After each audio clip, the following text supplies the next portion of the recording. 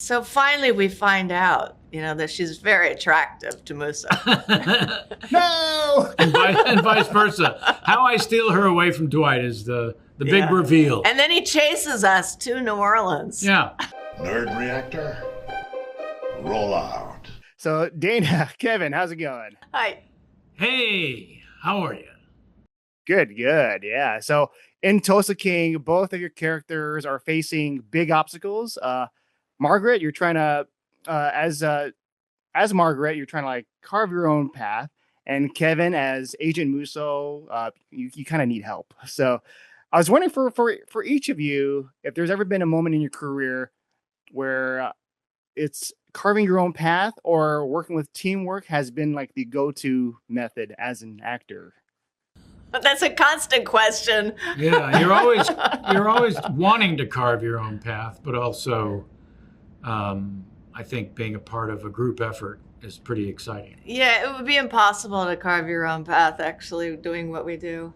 You have to, that's the problem as an actor. You need other people around you. It's really a problem. Otherwise, I'd be in my apartment acting. Yeah. Which I do a lot. Yeah. And I love this pairing for both of you right now because in the show, it's, you guys are on the opposite ends. And I was wondering what that's like, let's say for you, Dana, what would you say to Kevin as Special Agent Musa right now?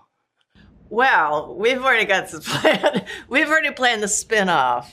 It's going to be Margaret and Musso. Yes. Yes. And it's going to be a single camera comedy, right? Yeah. Yes. We follow Samuel Jackson to New Orleans. Yes. And set up our own shop. Set up our own shop there. Yes. Because all during this season, I keep saying, who is that guy? Yeah. So finally we find out, that she's very attractive to Musa. No! and vice versa. How I steal her away from Dwight is the big reveal. And then he chases us to New Orleans. Yeah. We have future plans. Good luck to everyone. And Kevin, you're known for your comedy, your personality. And this one, it's very serious. And you got a show business with Sylvester Stallone. Like, you gotta listen to me now. So what is that like? Just trying to channel that. Well, going toe to toe with an icon is a little silly on paper, and given my background and what have you. So it was quite a relief and extraordinary to get to set and be not only so welcomed by the crew as well as the cast, and then Mount Rushmore's own Sylvester Stallone, but to have him be this brilliant scene partner in terms of generosity and improvisation really loosens up the tension, if not removing it completely. Oh, yeah. And since we're Nerd Reactor, I got to ask you about the DC stuff. Both of you are in DC projects. Dana, you voiced Lois Lane. And so I was wondering if being able to voice someone that's like the tough as nails journalist has helped you to become Margaret. Oh, God, yeah. I mean, when I auditioned for Lois Lane, and I am and was a huge Lois Lane fan growing up. I had all of the comics because she had her own comic back then when I was a kid. I modeled her on Rosalind Russell from His Girl Friday. And the character of Margaret that I'm playing now, I've kind of modeled on Barbara Stanwyck. Mm. So both of them are kind of, classic 1940s strong women. And so definitely one leads into the other. Yeah. Oh, yeah. And Kevin, for you, you did Joker. So I was wondering if that helped you with the portraying Special Agent Musso. Not in any way, shape, or form, but thank you for mentioning it. Who was your Lois Lane in that? Do you remember? No. No, I might have been that Lois Lane. I feel like it was, wasn't it sort of independent and a different one, a The novel? game, Yeah. it's like the game alternate it where was he based actually on the game as opposed. Oh, I see. actually- Yes, because I Yeah, did a he few actually- Justice Leagues. Oh, Yeah. Yeah, he actually helps with killing off Lois Lane in that one. So No! yeah, that's not good. So you're glad you weren't I'm in glad that I one. wasn't in that. That's why they didn't put me in that one. Right. yeah, but that's all the time I have. And Dana, Kevin, I just want to say it's a pleasure chatting with you both, and I can't wait for everyone to check out the new season of Tulsa King when it comes out. Thank you. Thank you.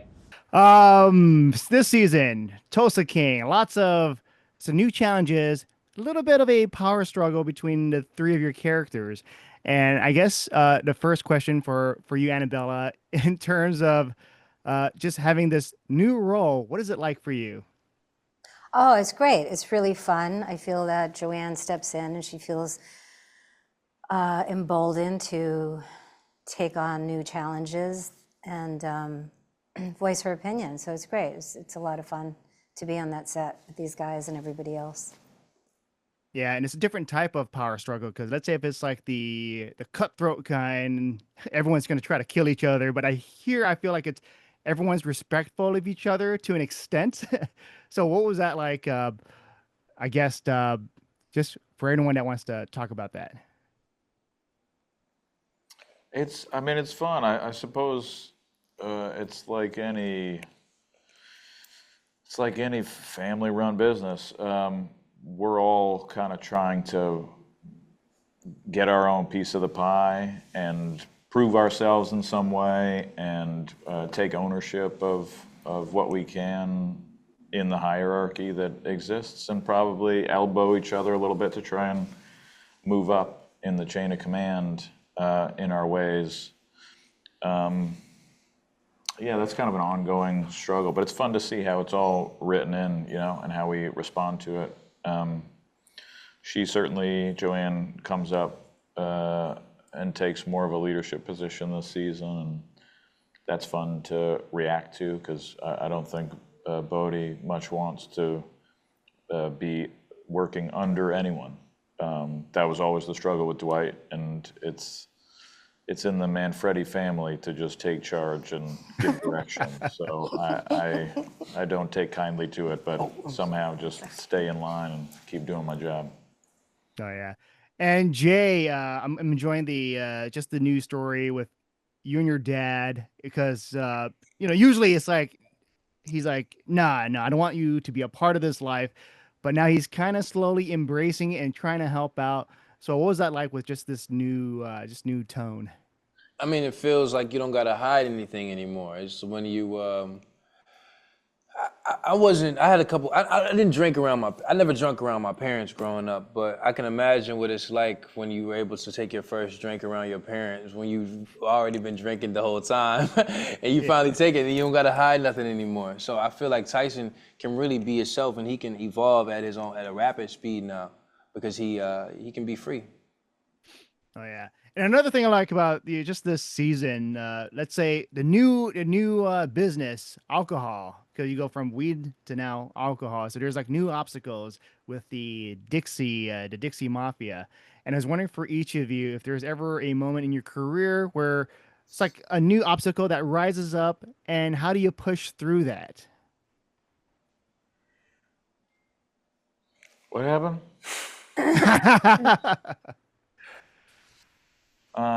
Is that a question just for me? That's wrong.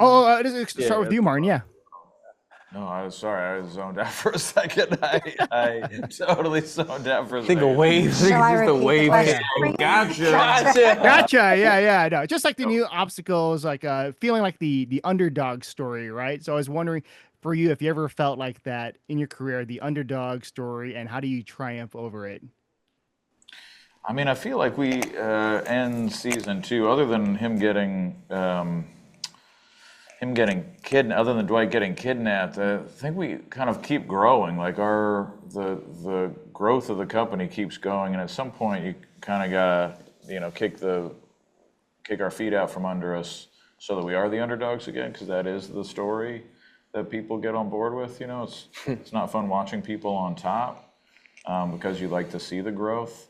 So we certainly have that again this season, and the company continues to grow in legal ways and in illegal ways. But that development is always fun, and there's new sides that you see of the character. Certainly with mine, you get to see a little side of the vengeance that develops from Jimmy the Creep being murdered, and my reaction to that.